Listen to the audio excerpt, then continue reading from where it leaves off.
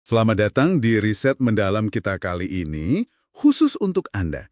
Pernah nggak sih Anda merasa obrolan kita, apalagi online ya, kok makin panas, makin kubu-kubuan gitu? Sering banget ya kayaknya. Nah, hari ini kita mau bedah nih sumber riset yang Anda punya. Kita lihat hubungan rumit antara cara kita ngomong, wacana ya istilahnya, terus kekuasaan yang main di baliknya, sama gimana ruang publik digital kita terbentuk, khususnya di Indonesia. Oke, Misi kita simpel aja.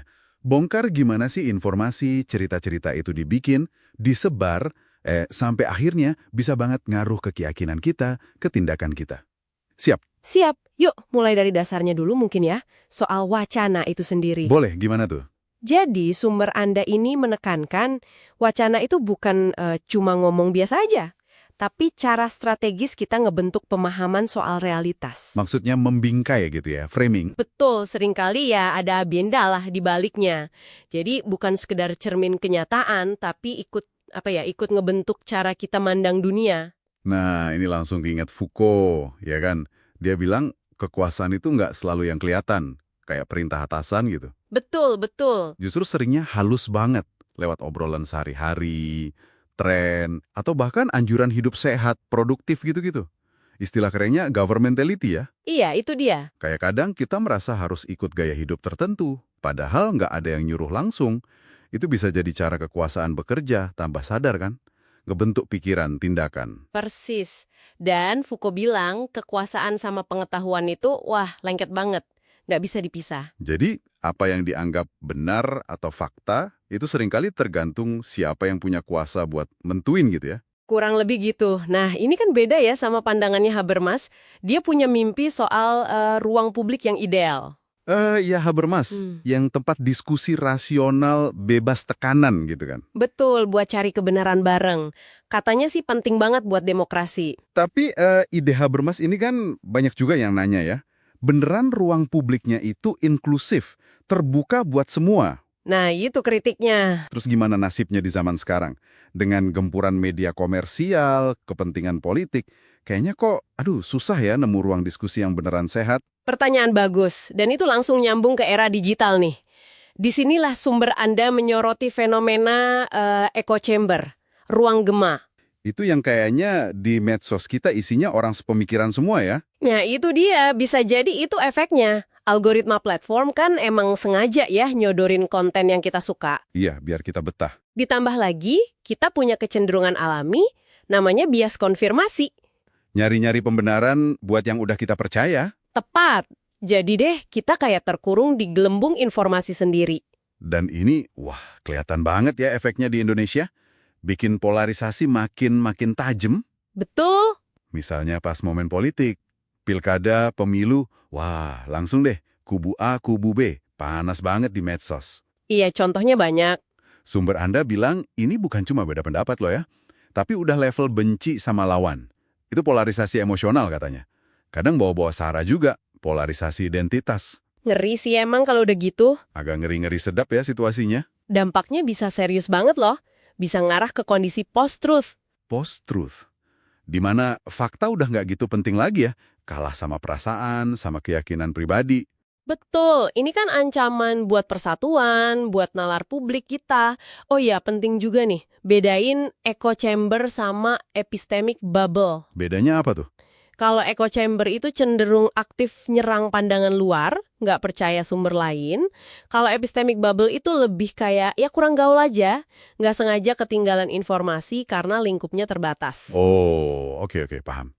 Terus gimana nih efeknya ke dunia nyata? Ke hukum misalnya? Nah, sumber Anda nunjukin politik itu sering banget nebeng hukum. Oh, maksudnya?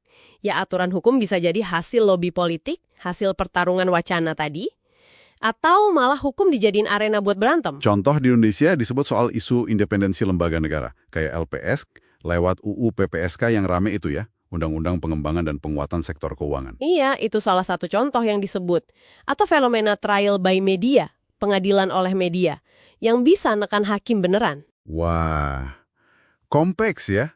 Secara cara kita tahu mana yang benar gimana dong? Epistemologi ya istilahnya. Iya, ini juga rusak jadinya kalau kita cuma mau dengar yang kita suka, terus benci sama yang beda. Gimana mau punya keyakinan yang beneran kuat dasarnya, susah cari kebenaran bareng jadinya. Di tengah situasi gini, peran intelektual jadi penting banget dong ya. Sumber Anda nyebut nama Edward Said. Iya, Said bilang tugas intelektual itu bicara kebenaran pada penguasa. Speak truth to power. Maksudnya gimana tuh? Harus berani ngeritik gitu? Intinya gitu, punya tanggung jawab moral buat jaga nilai universal, berani kritik ketidakadilan, walau nggak populer. Pakai ilmunya buat bela yang terpinggirkan lah. Kayak kata Hannah Arendt sama Paulo Freire juga ya, nulis, bersuara itu tindakan etis, bisa bawa perubahan. Tepat, bukan cuma ngomong doang. Oke. Jadi kita udah lihat nih betapa rumitnya ya hubungan wacana, kekuasaan, polarisasi ini. Pasti Anda di rumah mikir, terus gimana caranya biar kita lebih melek, biar bisa ngebongkar permainan wacana ini. Nah, sumber Anda nawarin satu alat bantu. Apa tuh? Namanya Analisis Wacana Kritis, atau disingkat AWK. AWK. Kayak semacam kacamata gitu ya, buat baca makna tersembunyi? Bisa dibilang gitu, buat ngelihat lapisan makna di balik teks atau omongan. Modelnya ada macam-macam, salah satunya dari Fairclough. Fairclough. Gimana tuh modelnya? Dia ngajak kita lihat 3 hal. Pertama, teksnya sendiri. Pilihan kata, struktur kalimatnya gimana. Kedua, prosesnya. Gimana teks itu dibuat, siapa ngomong ke siapa, dalam situasi apa, gimana orang nanggepinnya. Oke, teks proses. Ketiga, hubungannya sama konteks sosial yang lebih luas. Gimana wacana itu, ikut menjaga atau malah nantang ketidakadilan, relasi kuasa yang ada. Contoh di Indonesia ada. Biar kebayang. Ada, banyak. AWK ini dipakai buat bedah macam-macam. Dari pesan iklan, strategi bahasa politisi, misalnya analisis pidato SBY pernah ada, sampai cara media ngeliput isu sensitif, kayak konflik Papua. Wah, bisa ngebongkar bias atau rasisme terselubung gitu ya berarti. Potensinya ke sana. Jadi ini alat yang lumayan praktis buat kita semua sebenarnya. Biar sadar kalau bahasa itu nggak pernah netral ya. Betul, selalu ada jejak kekuasaan, ideologi di dalamnya. Oke, jadi rangkumannya nih buat Anda yang dengerin, cara kita ngobrol, apalagi di dunia maya, itu nggak lepas dari tarikan kekuasaan. Banget. Algoritma, cara otak kita mikir, itu ikut andil besar bikin kubu-kubu yang kita lihat sekarang. Wacana itu medan pertarungan. Kesimpulan utamanya berarti kita perlu waspada sama narasi yang beredar ya. Sadar sama gelembung informasi kita sendiri. Iya, era digital ini kan mempercepat segalanya. Dampaknya ke hukum, ke cara kita percaya sesuatu, dan ini nuntut tanggung jawab lebih dari kaum terpelajar, para intelektual. Nah, sumber Anda juga ngasih rekomendasi nih. Tingkatkan literasi digital kita, dukung ruang diskusi yang lebih sehat, lebih terbuka. Biasakan analisis kritis juga, jaga independensi hukum, dorong peran positif intelektual. Kesadaran kita ini langkah awal yang penting banget. Betul. Nah, sebagai penutup nih, mungkin satu pertanyaan ya, buat Anda renungkan di rumah. Boleh, apa toh? Mengingat betapa gampangnya kita kejebak di gelembung kita sendiri, tantangan kecil apa nih yang bisa Anda kasih ke diri sendiri minggu ini? Menarik. Mungkin, coba deh, cari dan berusaha pahami satu sudut pandang yang, beda banget sama pandangan Anda. Meskipun mungkin awalnya nggak nyaman ya. Sekedar buat melatih otot memahami kita aja ya, biar nggak kaku. Iya, persis. Coba aja, siapa tahu menarik. Oke, sampai di sini dulu riset mendalam.